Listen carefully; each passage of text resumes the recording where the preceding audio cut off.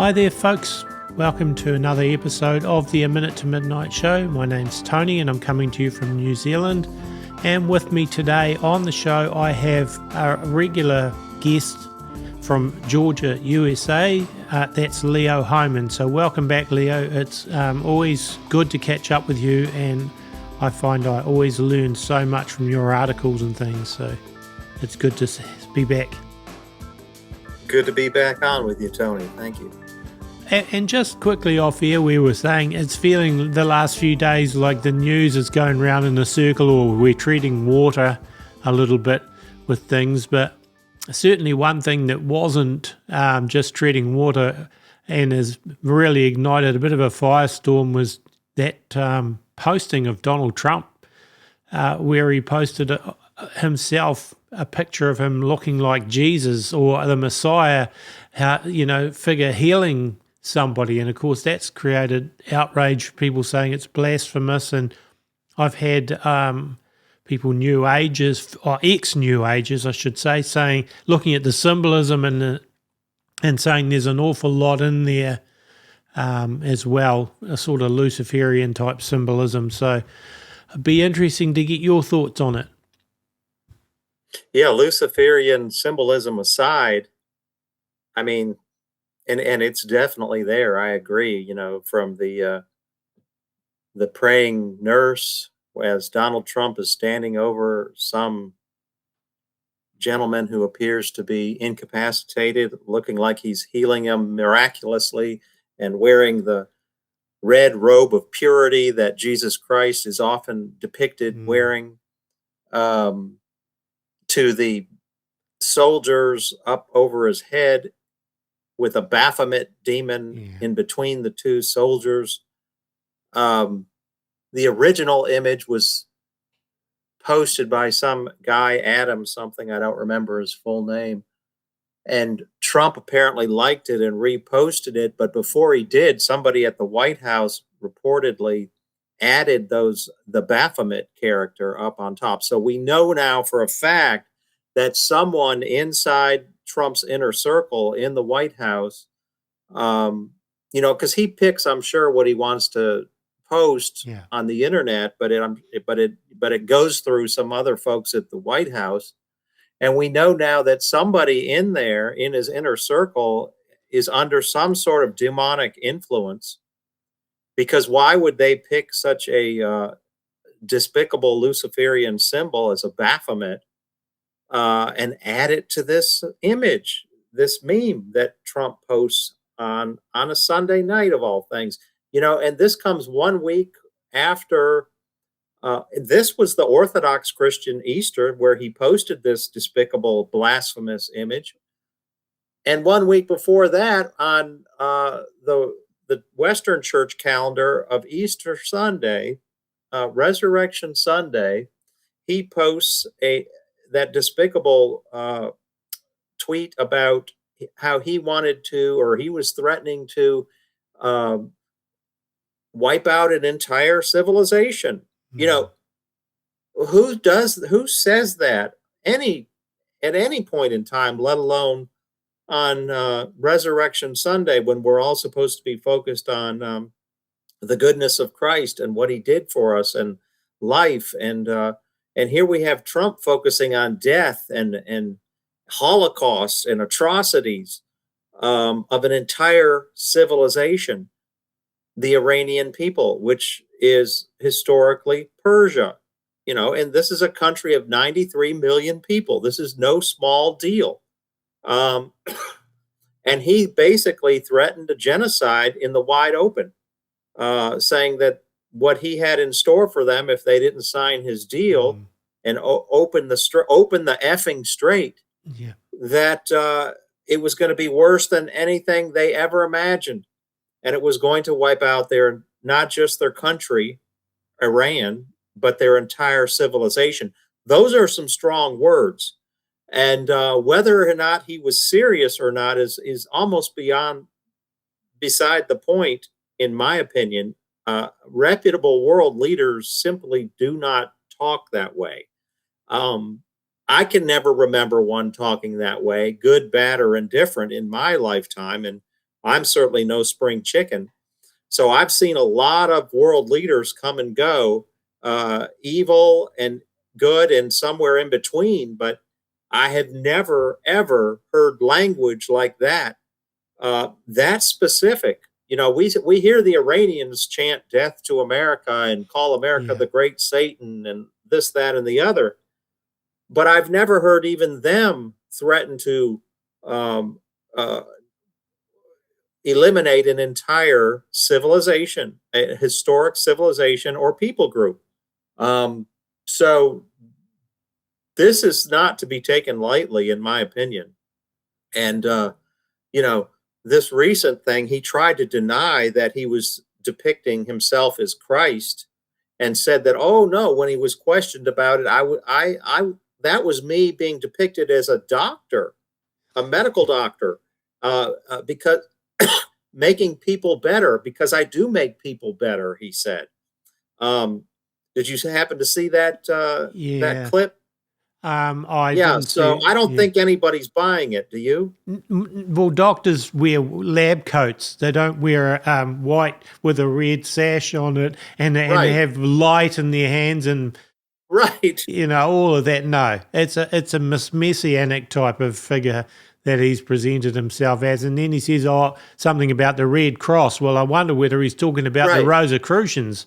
Yeah, actually, Yeah, yeah, yeah. And I didn't see a Red Cross symbol anywhere no, in the image. Did you? no, And the other thing, Tony, that makes this so concerning is it came a week and a half after he was basically anointed and blessed as a world conqueror by several pastors, including his own Paula White yeah, and Franklin Graham and Robert Jeffress. They all gathered in the White House on the Wednesday before Easter and prayed, laid hands on him and prayed that whatever he touched he would be successful in. Whatever he set out to do, he would be successful in. That he would, and they were speaking in the context, obviously, of this war, which had yeah, just kicked off about a week or two before that. And so, I'm just concerned that President Trump has let power go to his head and feels like he is somehow set apart by God to conquer this, that, or the other nation.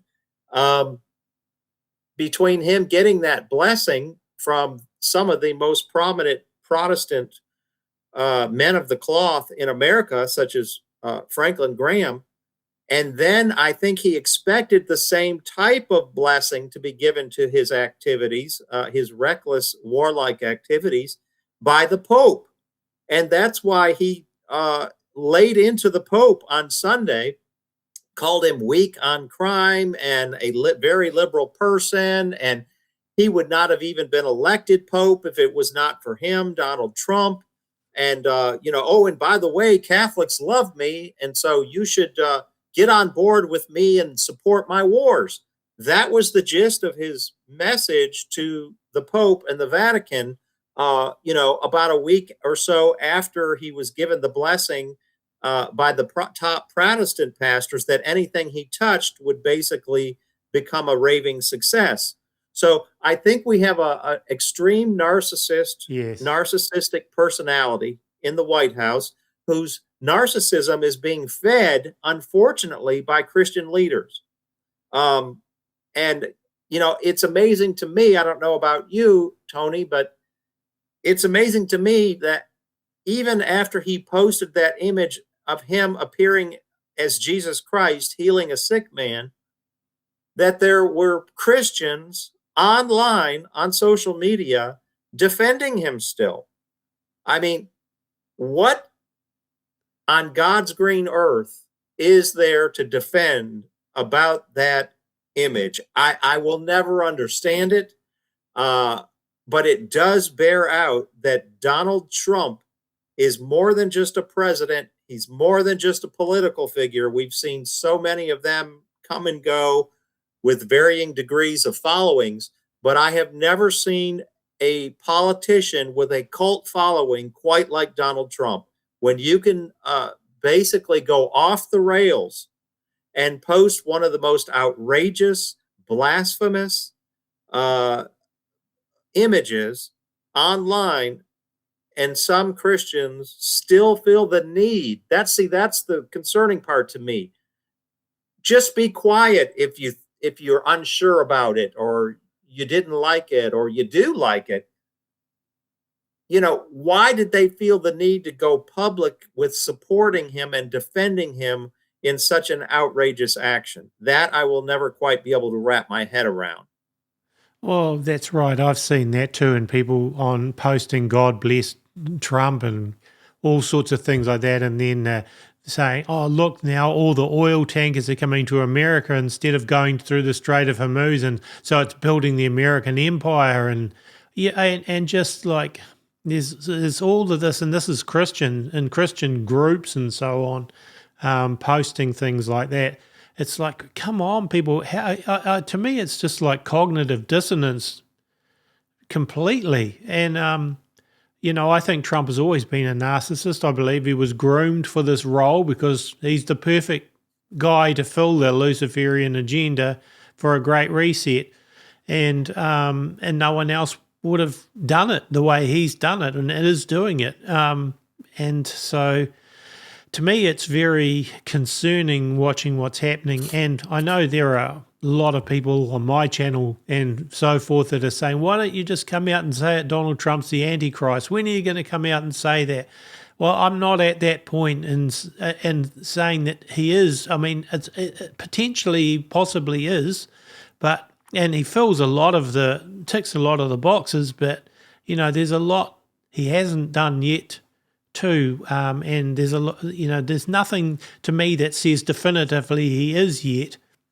And interestingly, the way I stand on that, where I stand on that is he checks a lot of the boxes that would at least put him at the level of being a candidate for the Antichrist. I don't know that he is, but he has done very little, if anything, I could think of since he's come to power, at least, that would completely dispel the idea that he is the Antichrist. So we have this figure out here with a lot of power, doing some Antichrist-like things, and actually,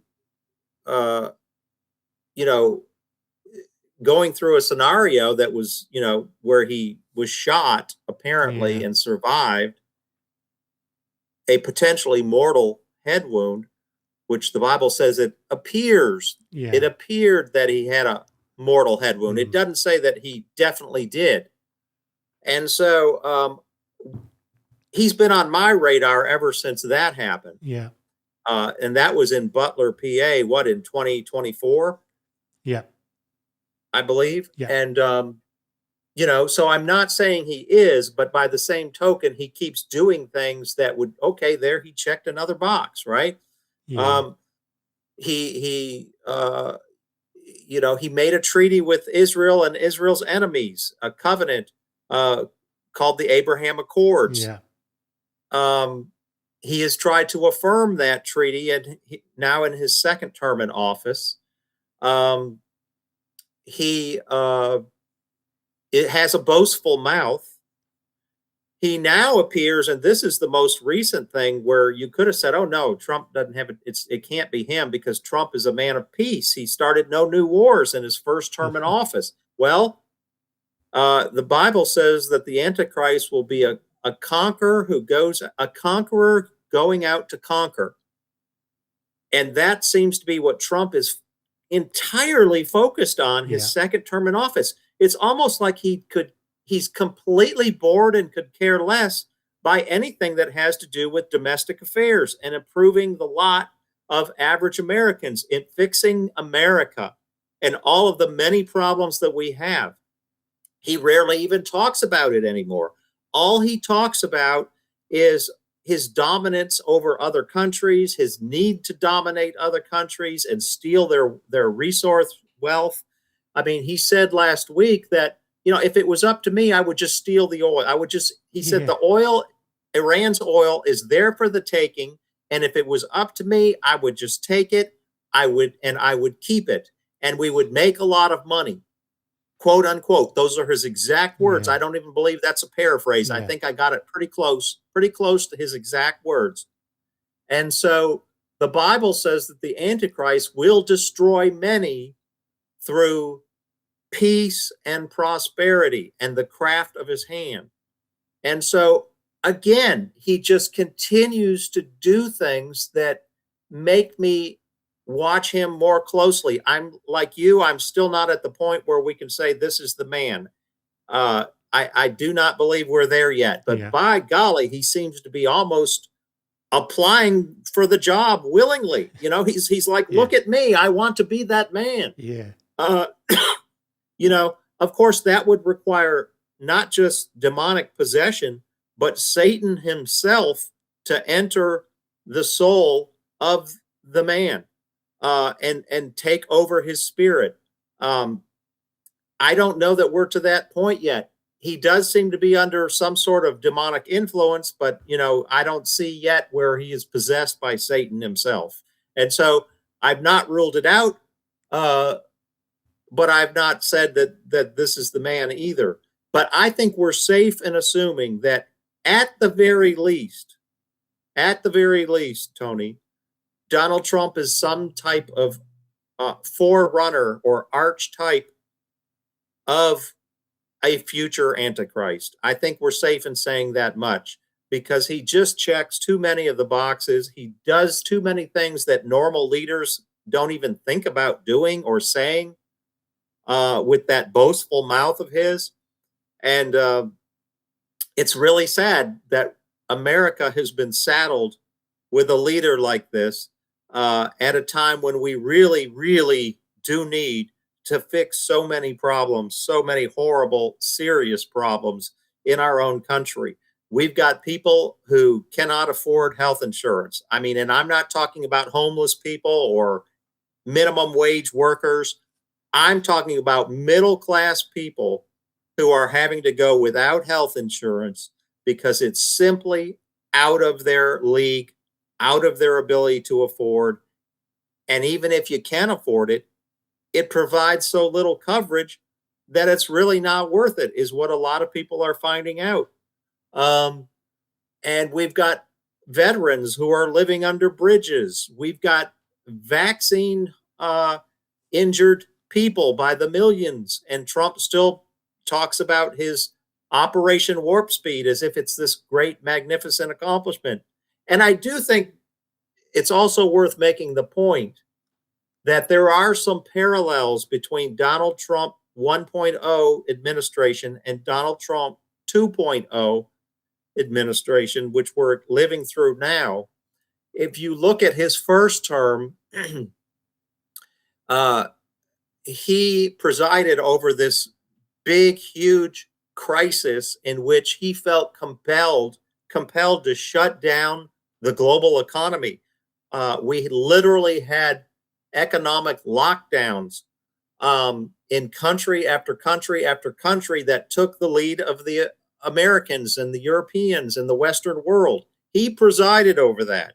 If he had taken a different approach to COVID, I can pretty much guarantee you that many other countries wouldn't have went as far with the lockdowns as they did either. But Trump listened to Fauci, listened to these people whispering in his ear, telling him to take these drastic measures. Oh, COVID is unlike anything in your lifetime, President Trump. You need to do this, this, and that. Make people wear masks, shut down the economy, tell the businesses to all close. And so that was a big, huge factor undermining his first term as president, even though he rode into office, right, as this businessman who was promising to vastly, exponentially improve the economy and make everyone prosperous. That was what made him so popular. We thought we were getting, something different in that way from your typical politician. And it did even start out that way. His first couple of years in office, the economy did improve, but then boom, he shut it down. He launched Operation Warp Speed. There was all of these supply chain disruptions, and you couldn't find certain things like toilet paper and paper towels and ammunition. It was all gone off the shelves. eggs disappeared. It was brutal, pretty brutal. Well, now in his second term, it's a totally different scenario, right? But it's the exact same result. Global shutdown of the economy. This time, it's a big world, what is shaping up to be World War III that he is initiated. I mean, make no mistake about it. Donald Trump initiated this war against Iran, which led to the closing of the Strait of Hormuz. And then the Houthis are getting involved, and they have the potential to shut down the Red Sea corridor. And if this goes on much longer, I think you could see China or some other countries get involved and maybe they'll say, oh, if you're going to shut that critical waterway, we'll shut down this waterway over here. Maybe the Suez Canal is next with, the one that flows through Egypt and is very critical. You don't know what's coming next, but it doesn't look good for the global economy. We already have countries that are rationing fuel, rationing energy. They have gas lines. It hasn't hit us that way here yet, but if this continues, Tony, I am fully expecting. And by the way, I read an article today at oilprice.com, which is a good website for anyone wanting to keep up with not just the price of oil, but what's influencing the price of oil. They have an article out today saying, this $96, $97 a barrel that we're sitting at today, that is not reflective. That is not properly reflecting the shortage of oil that is on the world market right now. We are down like 13 million barrels a day, I believe it said. And the market will eventually catch up with that reality, and prices are going to spike back up to at least as high as they were a couple of weeks ago, which is, I think, like $112, $115 a barrel. And they could go much higher, in which case we're going to see gas prices, which have already increased by about $1 since this war started. We're going to see them go up another $1, another $2. We could see $7, $8 a gallon gas here in the United States by this summer, in the middle of what is normally a busy travel season. And that would really shut people down, I think. I mean, right now they're hurting, but it's not to the point where, okay, I need to park my car and I can't drive it. If we hit, anywhere near $8 a gallon for a gallon of gasoline in this country, I can tell you that's going to cause major upheavals. And then it's going to be affecting diesel prices, which now that affects food prices. Food prices are going to go up exponentially if this doesn't end soon.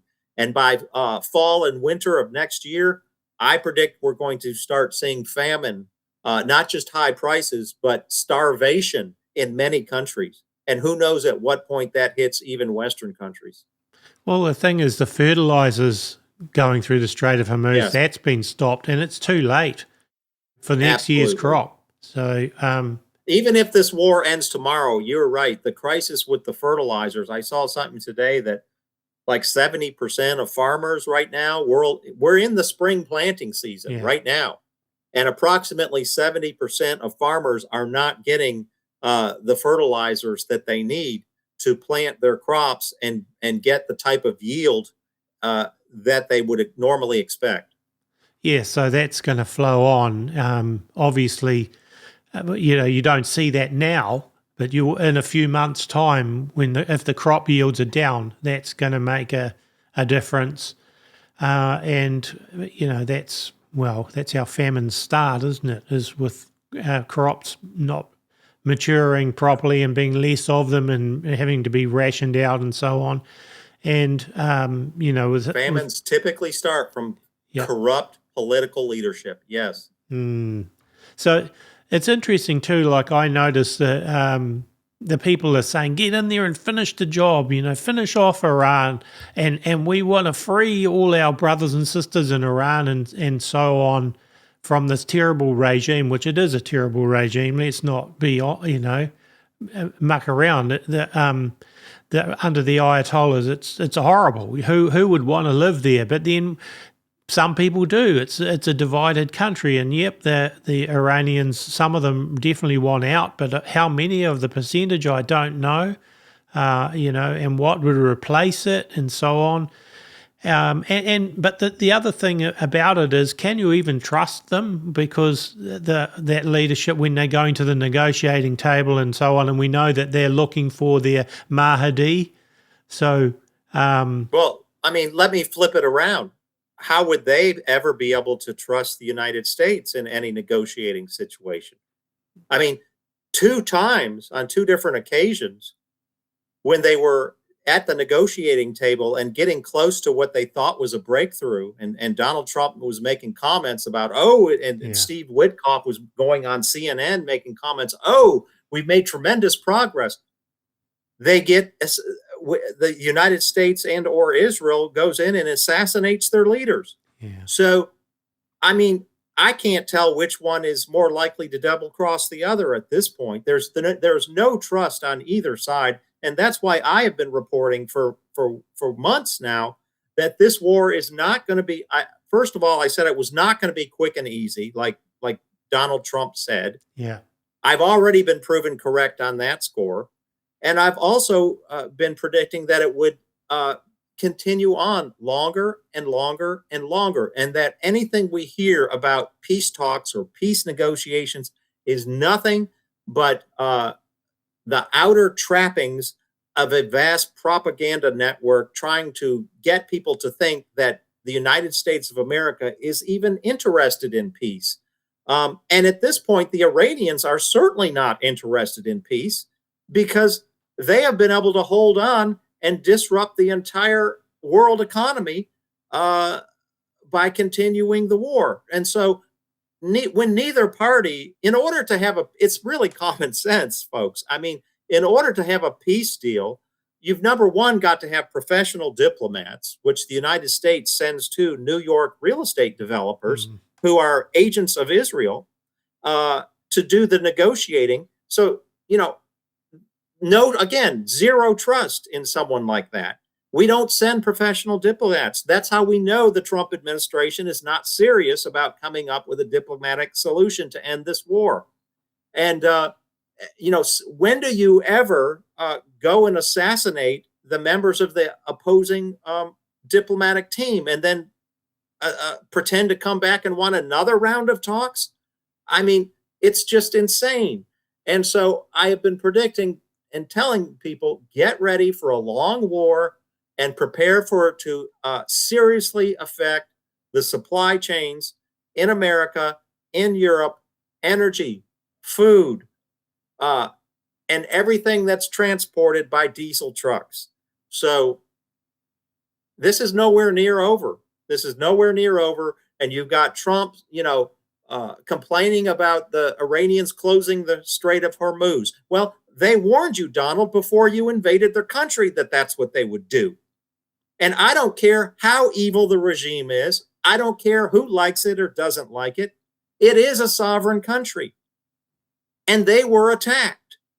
And so the natural inclination of any serious country that considers itself sovereign is to defend itself. And if you don't have the military to go against the humongous power of the United States, you're going to conduct asymmetrical warfare. But the remarkable thing about it is they warned us beforehand that that's how they were going to conduct the war if they were attacked. They said they would close the Strait of Hormuz. They warned that this would affect the price of oil and collapse the entire global economy. What does Donald Trump do? He does it anyway. He believes Bibi Netanyahu, his buddy in Israel, who told him, Donald, we can conduct this war quick and easy. Maybe a little similar to what you did in Venezuela. Trump's own cabinet members, I'm now learning, New York Times and others have reported, Trump's own cabinet members, even pro-Israel members of the cabinet, like Marco Rubio, John Ratcliffe, the head of the CIA, they warned him. These are two of the most pro-Israel people you can imagine, by the way, John Ratcliffe and Marco Rubio. They warned Trump after the meeting with Bibi after his meeting on February 11th with Bibi Netanyahu, in which Bibi went into the Situation Room of the White House, which is bizarre, sat at the head of the table. Donald Trump did not. Bibi did, and gave a 2 or 3 hour long presentation of why Iran was weak, Iran was vulnerable. If we now is the window of opportunity to attack them and change out this regime, we can do it, and we can do it quickly. Trump's own cabinet members, after Netanyahu was done, told him, we disagree with that assessment. Oh, and even Daniel Raisin Kane, the chairman of the Joint Chiefs of Staff, also advised Trump, don't listen to Netanyahu.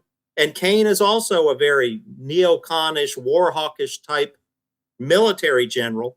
Even he warned Trump, not going to be as easy as Netanyahu told you, Donald. But what did Trump do? He went with the advice of Netanyahu. It all blew up in his face. Iran did exactly what they said they would do if attacked. They shut down the Strait of Hormuz. And now suddenly the whole war is about reopening the Strait of Hormuz. Well, guess what? It was open before the war started. I mean, this is nonsensical, the rhetoric coming out of the White House. You know, bad Iran for closing the strait. Reopen the strait, the effing strait, Trump said on Christmas Eve. Reopen the effing strait now. Oh, and then he says the strait is virtually open. And then he says, oh, we don't need the strait. It's not important to us. Europe, NATO, you can go reopen it. Now he says, Iran is defeated, but they're still blocking the strait. Well, guess what? Now we're gonna go block the strait.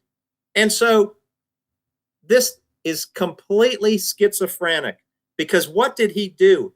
He lifted the sanctions when it became clear that Iran closed the strait and had the power to keep the strait closed. What did Trump do? He lifted the sanctions on Iranian oil and Russian oil in order to keep the global price of oil down. Because the last thing he wants is $125 a barrel oil and $5, $6, $7 a gallon gas leading up to the midterm elections in November. So he does this incredible thing of lifting his own sanctions on Russia and Iran so that they can start pumping and sending out more oil through this strait that Iran now controls. But now he comes yesterday or Sunday and says, you know what? We're going to blockade the strait.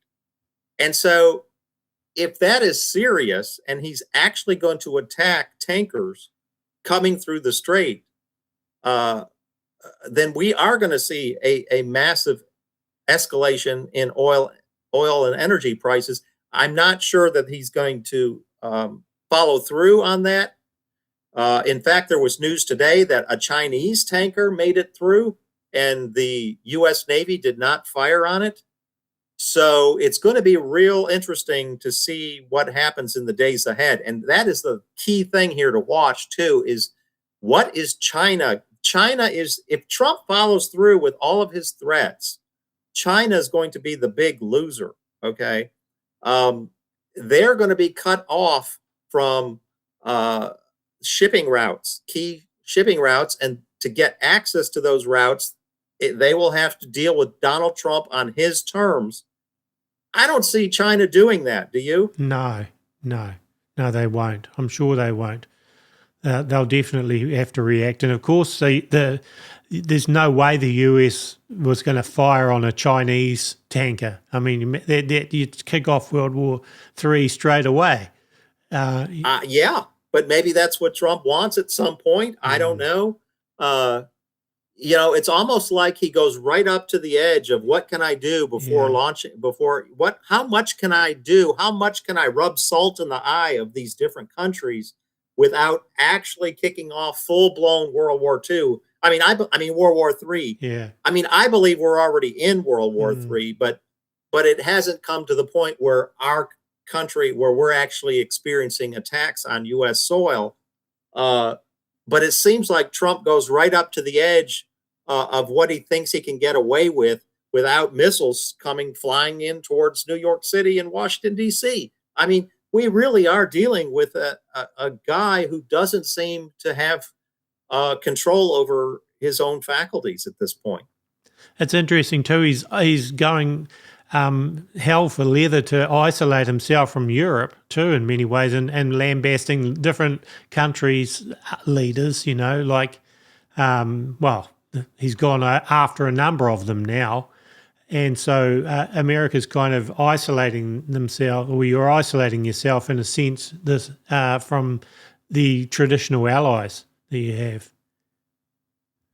Yeah, I think they're afraid of him, so they're not going to speak out against what he's doing. But I guarantee you that if we had a 25th Amendment invoked and Donald Trump was somehow removed, you would have a lot of happy campers in European capitals. I have no doubt about that. And we saw Viktor Orban lost his re-election in Hungary. He was a big ally of Donald Trump. Yeah. And so it's going to be interesting what takes place there. Hungary was like the last bastion in the EU against some of the more outrageous anti-Russian policies that were coming out of other European capitals. And so now he's been removed. So the gloves, I think, are going to come off even more in that war between Ukraine and Russia. And by the way, that's another thing we need to note. Even though the sanctions were lifted on Russian oil, Ukraine has continued to hit Russian oil refineries, Russian oil terminals on the Black Sea. And Russia, 40% of Russia's oil exporting capability has been taken off the market in just the last couple of weeks due to Ukrainian drone attacks on their oil facilities. So, again, you just can't believe much of what you hear coming from the mouth of Donald Trump. Oh, we want Russian oil to get on the market to keep prices down. Well, apparently you only want 60% of it because you just allowed Ukraine to eliminate the other 40%. Well, does Trump want the Venezuelan oil and for America to control the oil that way? Is that a part of his plan? That's another incongruent statement, that really doesn't add up to the facts. Oil companies, global oil companies based in the West, have gone in there and they really don't even feel like it's worth what it would take to get their oil output up to par, because it's a very bad quality of oil that comes out of the ground in Venezuela. It's a very harsh, thick, globby mess that has to be mixed with light, sweet crude in order to thin it out, basically, and make it useful for the global market. So it costs a lot to get it out of the ground. It costs a lot to process it. And the big oil companies really aren't even interested in undertaking the expense of getting that oil to its full potential. Yeah, it's interesting. By the way, just changing subject quickly, another one of those Antichrist candidates who, years ago, I had a couple of times on the show a guy called Tim Cohen, and he was adamant that King Charles, or then Prince Charles, is the Antichrist. Well, isn't it really interesting that King Charles is supposedly the de facto head of the Church of England, and at Easter he didn't even give an Easter speech, for Christians, but he's given Ramadan speeches for the Muslims, and he's supposed to be the defender of the faith. Well, defender of the faiths, he says now. Yeah. It's real interesting just seeing what's happening there. Yeah, I mean, Charles seems to have taken a very low profile in recent years. He is really the father of the, if you trace it back, he's kind of the father of the Agenda 2020, Agenda 2021, Agenda 2030, and all the sustainable development practices that go back to the early 90s. And so he did kind of fit the bill for a while of someone who could be on the radar of folks like us. And, you think about some of the horrendous festivals that he has reigned over. There was the Commonwealth Games. Remember those a couple of years ago? Probably 4 or 5 years ago now. Time gets away from me. But they had the International Commonwealth Games in the UK, and they literally had a Baphomet and a golden calf that was being worshipped by the ceremonially worshipped by these half-clad women. And it was really, really decadent and pagan. And everyone said, "Oh, wow, look at that. He might be the Antichrist." But since then, and he's also, by the way, very few people know this, but he is a licensed, registered magician. He is a professional magician trained by some of the best in the world. And that was also something that kind of fits the mold of an Antichrist figure. And I do think he's an Antichrist figure. It's just he's not the Antichrist, in my opinion. Yeah. Of course, he was a big backer of the Great Reset originally too. On the videos with Klaus Schwab. Absolutely. Yeah. Because that fit. I mean, the Great Reset is really nothing but Agenda 2030 on steroids. And he was, he was one of the early backers of that. So it made perfect sense that he would be out there promoting the rebranded Agenda 2030, which was the Great Reset. And, the 15-minute cities, the whole 9 yards, the 24/7 control, the crackdown on freedom of speech. You look at his country as one of the leaders in the West of cracking down on free speech, right? Yeah. People have been thrown in jail for putting their opinions on Facebook. Yeah, and you've got the rise of Islamic politicians and so on in the UK, and you start, well, is King Charles a Muslim? That's he's probably everything. He's probably like all those global Luciferian elites. They're everything. The head of the church, the head of they're probably in a coven somewhere, and all of that. And they're also into the Kabbalah. Yes, yeah, exactly. Yeah, like Jared Kushner is in the Trump administration.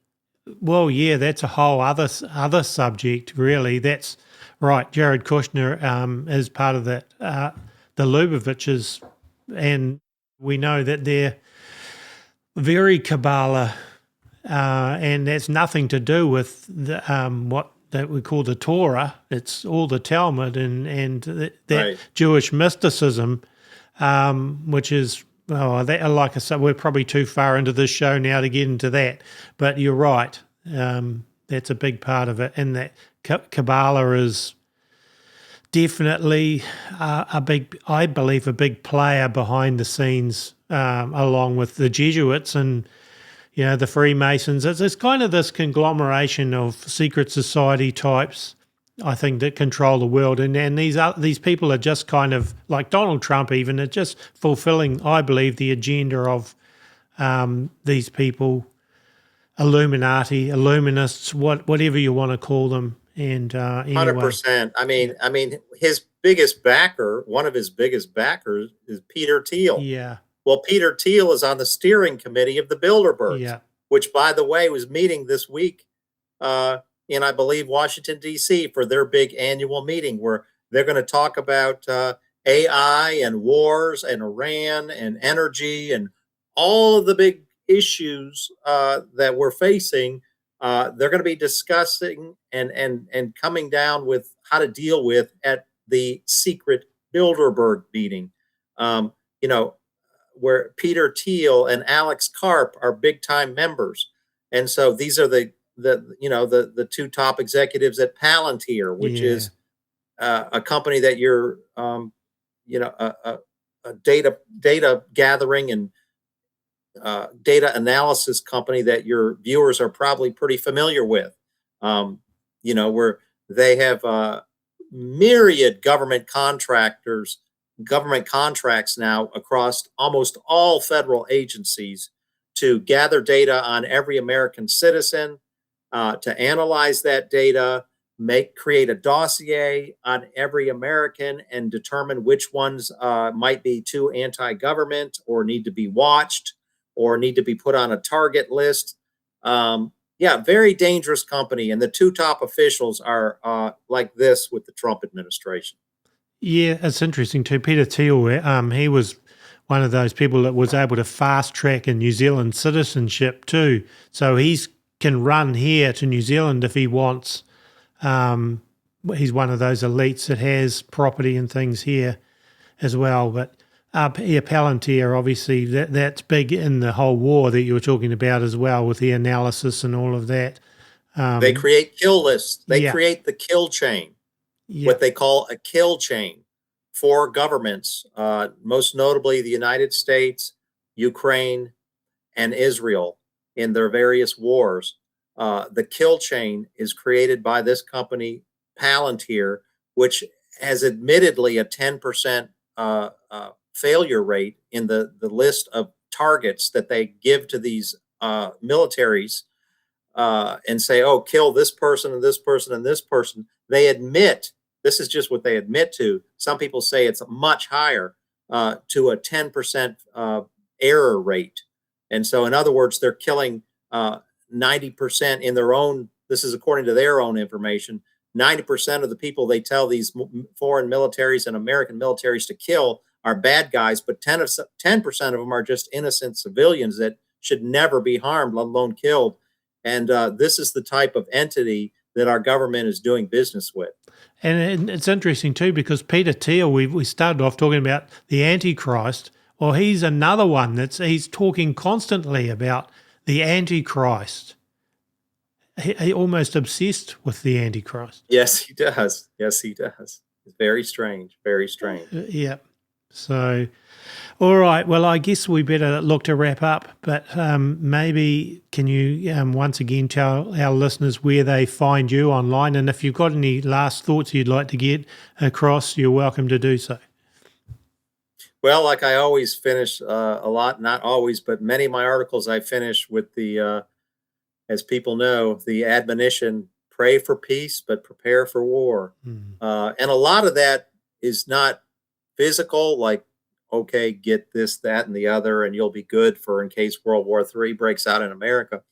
Most of it, the way I see it, when I say prepare for war, prepare yourself mentally and spiritually, because in times of hardship and desperation, do you know that your faith is strong enough to withstand something like that? We're not used to those type of circumstances here in America and in many other countries of the Western world.